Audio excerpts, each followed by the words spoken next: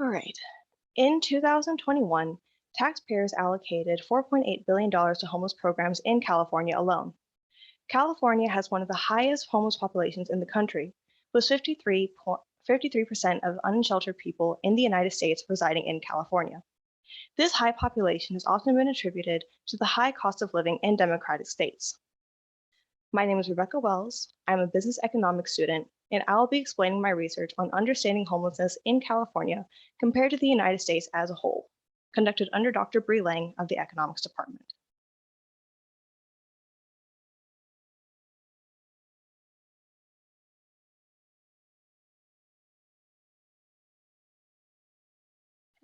There are many potential factors in the rising homeless population in California, which include increasing property costs, lack of affordable housing, inefficient allocations of spending in homeless programs, and policy limitations such as conservatorship, along with the decriminalization of homelessness and busing programs sending more homeless persons to California. Several contributing factors are leading to these high costs in California. About a quarter of costs are not used for construction, but instead go to government fees, permits, and consulting companies. The California Environmental Quality Act has also created a unique problem by allowing anyone to object to building projects, which creates delays in building and increases costs to resolve the lawsuit. This has led to construction of affordable housing in California costing 3 times more on average than other states such as Texas or Illinois. Another major contributor is a lack of health care for the moderately to severely mentally ill. A study in Philadelphia found that 1/5 of homeless adults had previously been treated for severe mental illness and were less likely to use shelters than other populations. 33% of emergency visits are by chronically homeless persons. It was found that providing housing to homeless individuals decreased general healthcare costs by 59% and reduced the cost to taxpayers by $16,200 a year per homeless individual for treatment related to mental illness. There have also been restrictions on conservatorship, which give family members legal authority to take care of individuals' affairs and require them to receive medical treatment so they would no longer be homeless. The Assisted Outpatient Treatment Demonstration Project Act of 2002 limited conservatorship by requiring an individual to be involuntarily detained for 72 hours under the Latterman-Petrus Short Act of 1967, 8 or more times in a single year before conservatorship could be granted. This allows the majority of homeless persons to refuse treatment without legal grounds to compel them into housing. Another confounding factor in measuring homelessness geographically and program effectiveness is the use of busing programs. According to a study by The Guardian, programs busing the homeless out of cities and states are often advertised as reuniting homeless with family and friends. However, there's often no actual follow-up to ensure that they have found stable housing or living conditions. The tickets are an inexpensive way for cities to reduce spending and to artificially deflate their reported homeless population counts. They also often do little to record who has been moved and where, negating the accuracy of tracking homeless persons and how many have actually found housing.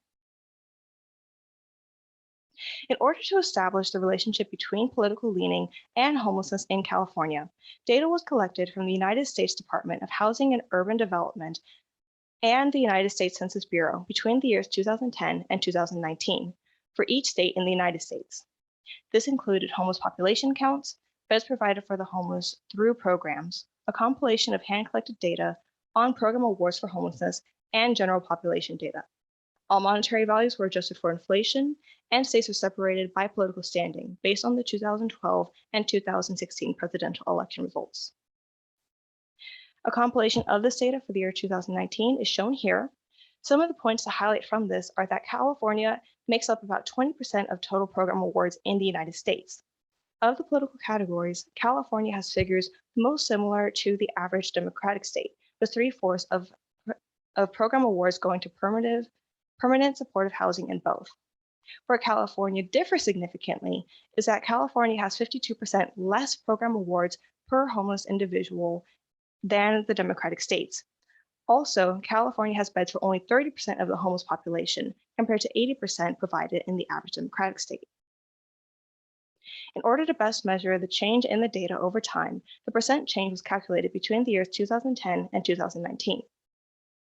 Here it can be seen that the homeless rate has increased in California by 0.05%, whereas in all the other categories in the United States, there was a decrease by 0.04% and similar numbers.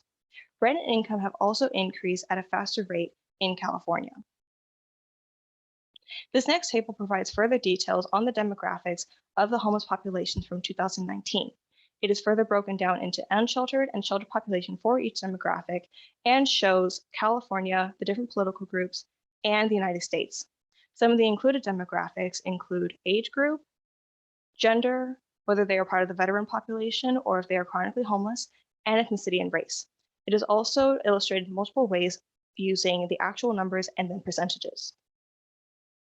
This is a very giant table, so just to point out a few noteworthy findings, California has 27% of the United States and 40% of the Democratic states' homeless population. There are 62% more homeless persons in California than in all the Republican states combined. 72% of homeless in California are unsheltered, compared to 40% in the Democratic states and 27% in the United States. A series of graphs were then created to analyze time trends between 2010 and 2019 to help establish that California best aligns with the average Democratic state.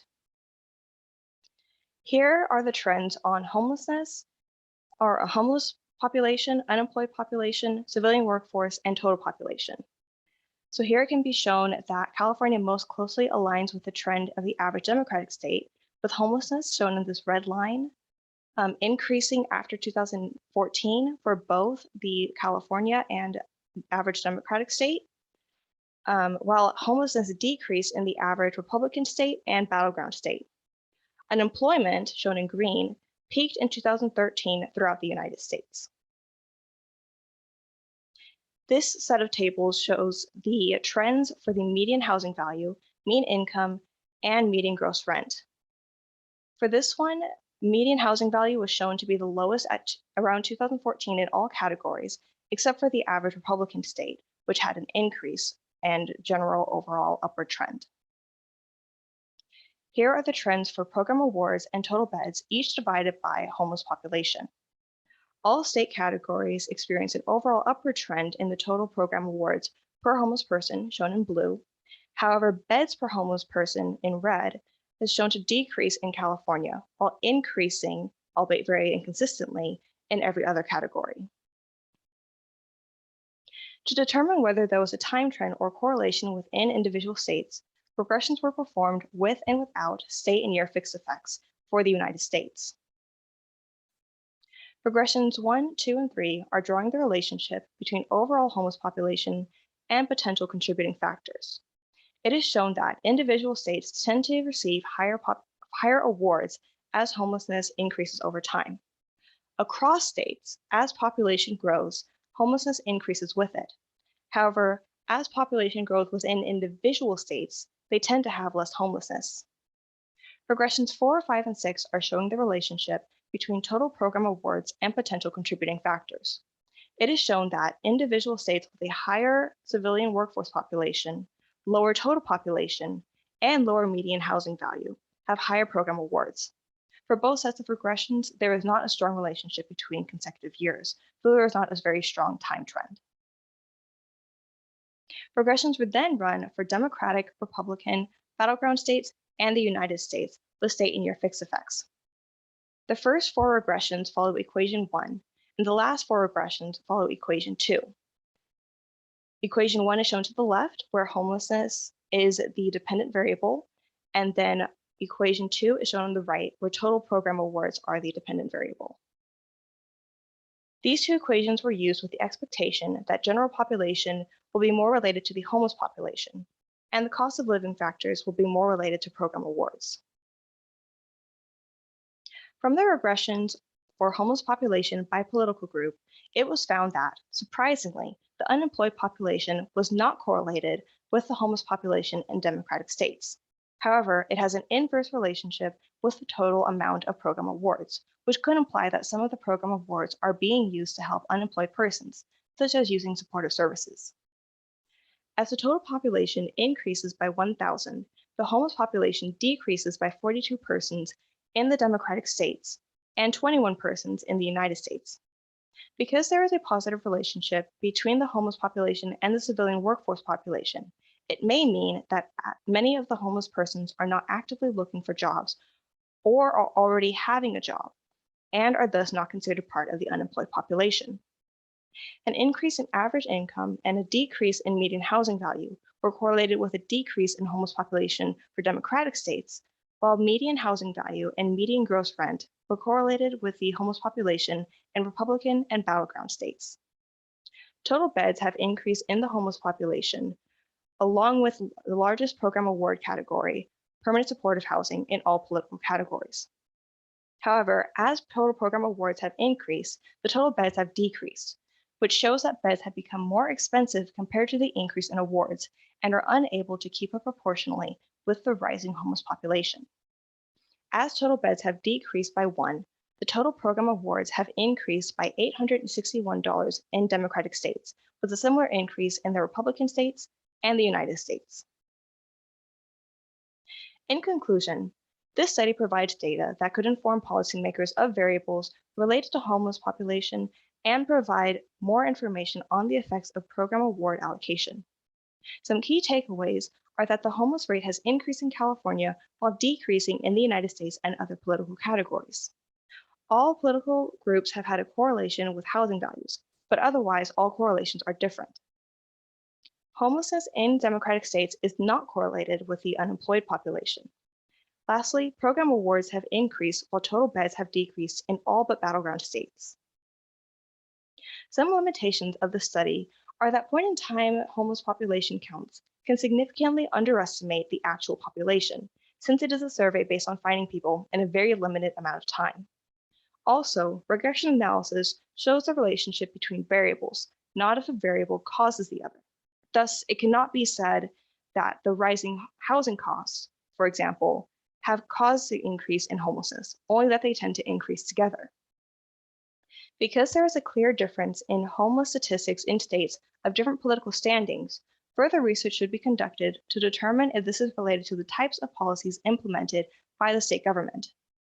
And because homelessness has increased significantly in California compared to other states, the migration of homelessness throughout the United States should be studied, particularly through local and state government busing programs to relocate the homeless and discover whether this contributed to the unusually high population in California. I would first like to thank the UCR Honors Program for facilitating the opportunity to complete this research and providing the Honors Excellence in Research Scholarship. I would like to thank my faculty mentor, Dr. Bree Lang, whose knowledge and guidance were indispensable in this research and has allowed me to stretch in my academic and professional capacity. I would also like to thank my family and friends for lending me their ears and supporting me every step of the way. Lastly, I would like to thank the UCR Student Engagement Program for giving me the opportunity to present my research at this symposium today. Thank you.